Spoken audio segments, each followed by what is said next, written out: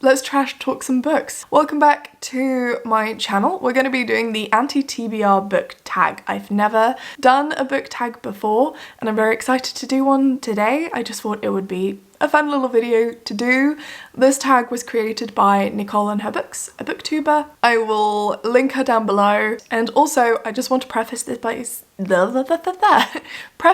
saying that just because I don't like these books doesn't mean that nobody else should. And that's kind of what I like about this, is that I get to talk about books that I probably wouldn't usually talk about. Other people might enjoy them and you might find your next recommendation from the books I'm going to talk about. So, okay, cool. A popular book everyone loves that you have no interest in reading. I don't know why, I've been racking my brains and I can't think of one. I know that there are loads and I can't really think of any in particular. The only one that's really coming to mind is All the Light We Cannot See by Anthony Dewar. The only reason I don't want to read it is it's historical fiction, which I don't really enjoy reading much of, and it is about World War II and I don't want to read any of that. I'm sorry, I'm just not interested in reading about World War I or World War II. I think it's so important that we don't forget that moment in history and that we don't forget the people who were affected. But do I want to read a bunch of books about it? No.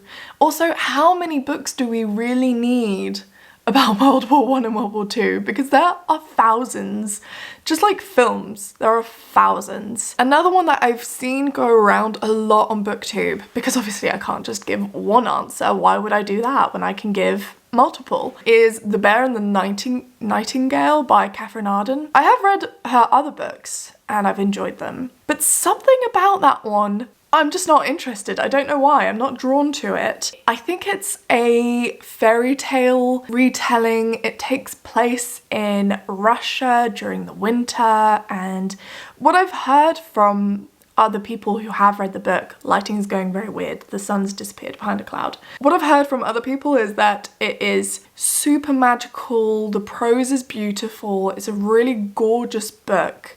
I couldn't tell you what it's about. But yeah, it's very fairy tale-esque, and I've had quite a few friends of mine asking for cozy winter recommendations. Maybe give that one a go. I don't know. I know that there's snow. A classic book or author you don't have an interest in reading. So for a classic book, The Great Gatsby by Fitzgerald. I've got a few reasons for this one. Number one, I had an ex that loved the film.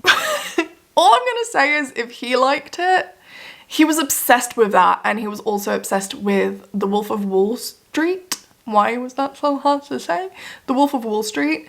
Let's just say if he likes it, I kind of want to steer clear of it. So the other reason is Fitzgerald stole a lot of his wife's creative ideas. He fully just plagiarized her work. So Zelda Fitzgerald was her name. That's the other reason why.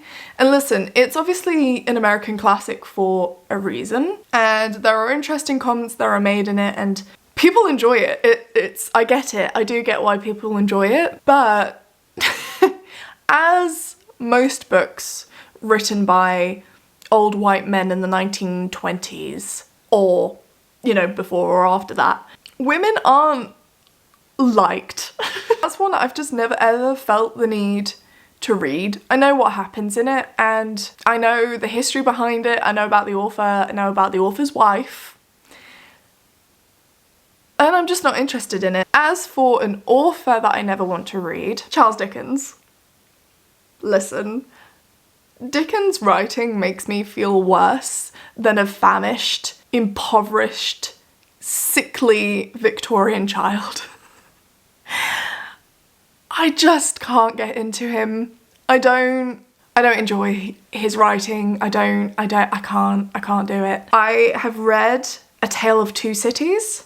It was really, really, really painful, and I don't actually know how I managed to finish that book. And then the other one that I tried to read, and I'm an idiot for trying to read this one because everyone says it is not the easiest, and that is Bleak House. I tried to read it, I never finished it. I never want to. I just don't think I'll ever manage to read a Dickens book and enjoy it. So that's my answer to that. An author whose books you have no interest in reading. Not to throw any shade, but there are a few. To name a couple, Colleen Hoover and Ali Hazelwood. I just know I'm never ever going to pick up their books. But I think the author that I'm actually going to answer for this question is Sarah J Maas. Don't come for me, okay? I know that loads of people love her books and I am not hating. Read what you want. I'm not the book police. And if it brings you joy, then that's fantastic and I'm so happy for you. I just know that I'm not going to enjoy her work. That being said, it's actually really funny because I know everything that happens in the ACOTAR series because I watched Carrie Can Read, I'll link it. I watched her video where she does an in-depth recap of all of the books and I've watched every single video. They're almost like, I think they're between 2 and 3 hours long. I thought it was so much fun listening to her recap those books and I listened to it as a kind of podcast and I know everything. And because of that, it's actually quite funny because I've had 2 friends recently say, I've heard of this series, I see it everywhere, do you think I'll like it? What did you think of it? And even though I've not read a single line from those books, I can help them figure out if they're going to enjoy it or not because I know what happens, I know what tropes are in there. Yeah, I think also just anything that's kind of fae, just personally not my jam, I'm not interested. Same kind of for The Cruel Prince.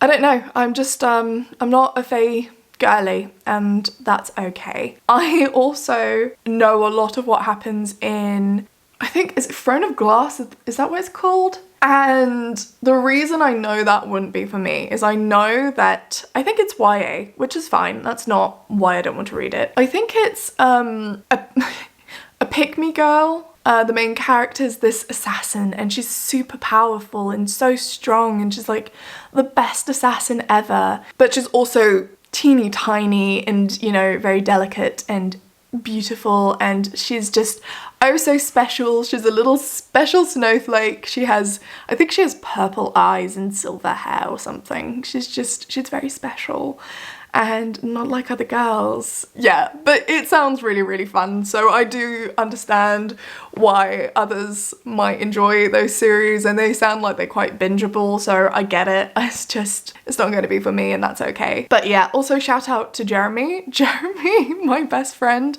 asked me for smutty book recommendations.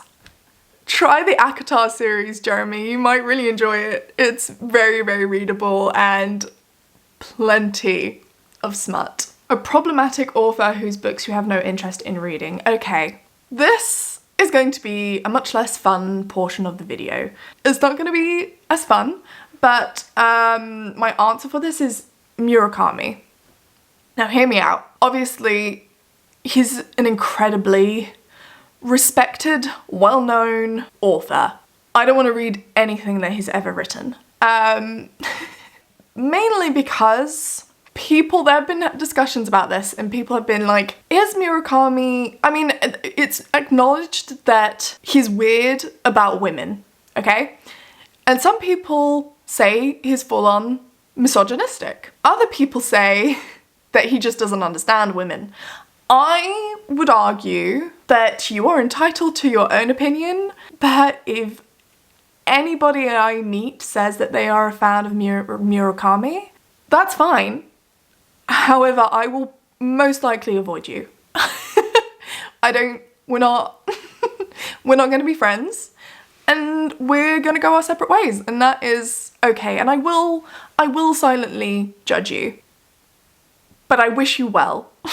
Listen, this is my reasoning behind why I don't like Murakami. Obviously, he's super famous. His writing is apparently beautiful and great, that's wonderful for him. However, what's often glossed over, I don't know, there are discussions about it. I have seen a lot of discussions about it and a lot of people do mention it, and especially on booktube, a lot of people are aware of it. He very clearly objectifies women. His portrayal of them is disturbing. Murakami's women are often defined in relation to the man and in relation to the man's journey of self-discovery. So the women in Murakami's books often serve to fulfill the man's desires and his own character development. They aren't fully fleshed out, well-developed characters. They often have just incredibly sexualized and self-sacrificing roles. I don't understand how people can really look over it. The other thing that is really well known is that Murakami has this obsession with breasts.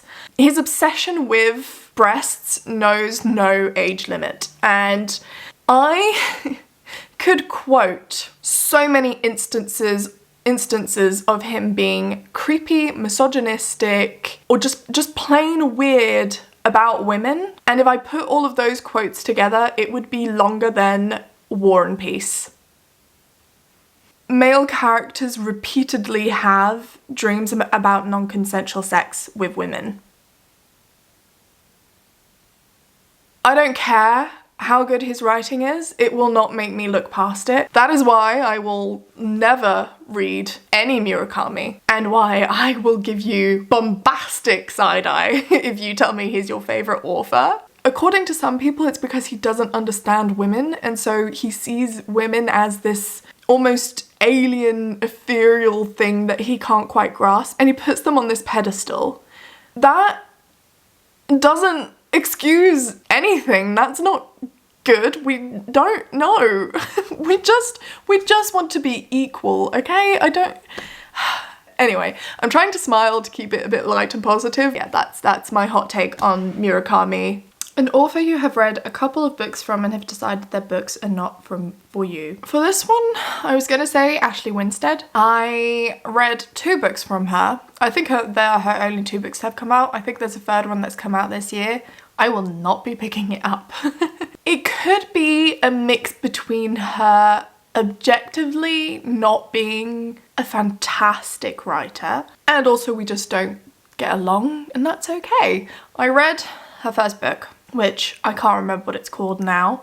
I will put it on the screen anyway, but it was a thriller, and I didn't like that one because plot holes, melodramatic, predictable, cliche. It was giving Riverdale.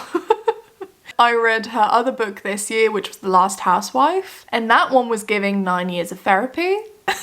I didn't know what to expect when I went into that one, and then I read it and I was like, those trigger warnings were very necessary at the beginning of the book. That one had bad writing, the story was bad, the characters were stupid, so we do not see eye to eye. Yeah. I would say the first one was super readable. If you want to read it, I would say, listen, that one's like, if you might enjoy it, totally up to you. Read what you want, obviously. The second book, I actively would be like, don't do it. The second one is not worth your time or energy and your money. A genre you have no interest in, or a genre you tried to get into but couldn't. I like to think I'm pretty open-minded about everything. I won't read poetry. I won't read self-help books. The other one would be historical fiction. I'm never drawn to them. I think those are the genres that I don't really go for. Is poetry a genre? Yeah. Yeah. I feel so called out with this one. A book you have bought but will never read. This can be a book you have unhauled, returned to the library unread. I have had To the Lighthouse by Virginia Woolf on my shelves for, I want to say, a good 5 years. And I've never ever picked it up. I've never wanted to reach for it. I went through a phase, which I think most people did, of wanting to be super well read and be able to say that I read basically all of the classics. So I wanted to read Virginia Woolf. I picked this one up, didn't look at it, nothing. Essentially I wanted to be Hermione Granger. I wanted to just have read every single book that ever exists and be able to quote them directly and be, you know, a walking encyclopedia. I don't think I'm ever gonna pick that book up. And I feel really, really bad about it. I feel like a bad feminist. and a bad reader. I feel really guilty about it. I don't like magical realism. I'm not down with the magical realism, so I'm worried about that book. A series you have no interest in reading, or a series you started and have DNF'd. My answer for this one is, what is it called? Is it the Dragon Republic series? Something like that, by R.F. Kuang. I read the first book, The Poppy War. I read it when it came out. I kind of read it before. I don't want to be one of those people, but it was like, actually I knew it when it was just this really small little unknown book and nobody had heard of it. But I kind of did. I read it before everyone else because I'm better than everyone else. And I remember loving the first half, where it is more centered on kind of the school, and I liked the main character and I really liked the writing, I liked the world, I was interested in it, I was having a good time. The second half hit and it got to the war, and it was going more in depth into everything that was happening with the gods. By the way, I haven't explained what this one is. It's a fantasy about these characters that can draw powers from the gods, and then there's this big war. Essentially, that's what that is.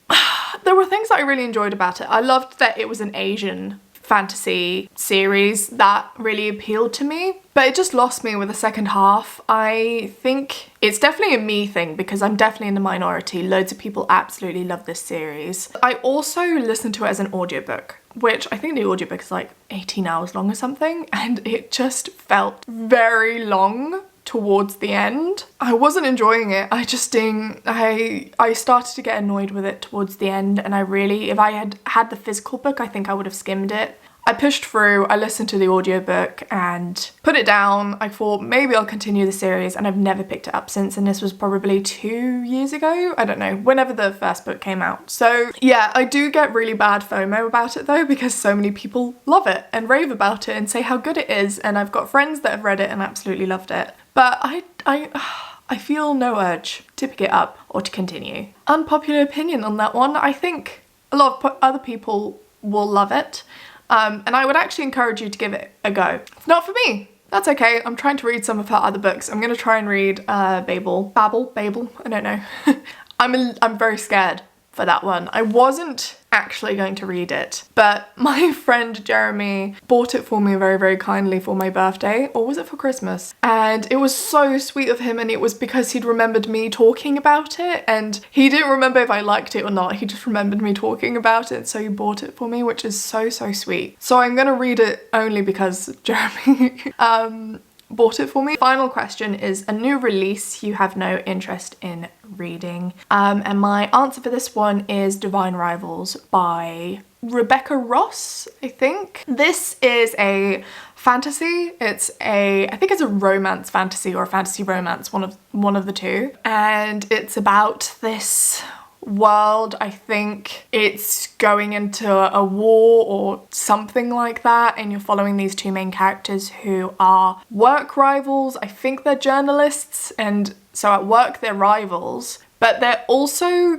communicating via letters, I think, and they don't know the person that they're communicating to, but it turns out the person they're communicating to is the person who's their rival, and they don't know. Does that make sense? I don't think it does. And they don't realize that they're talking to each other and falling in love, and that's what happens in that book. It's a new release. It came out this year, and just no appeal. But yeah, that's very much a me thing. It's a very anticipated release. Loads of people are really looking forward to it. Loads of people have already read it and loved it. So if that sounds like it might be up your street, go for it. I've heard really good things about it. Okay, so I've answered all of the questions in this tag and I've had loads of fun. Yeah, keep an eye out for more tags to come. Hopefully this was entertaining and maybe you found something that you would like to read. Yeah, thank you for watching. I will see you very soon in another video. Goodbye!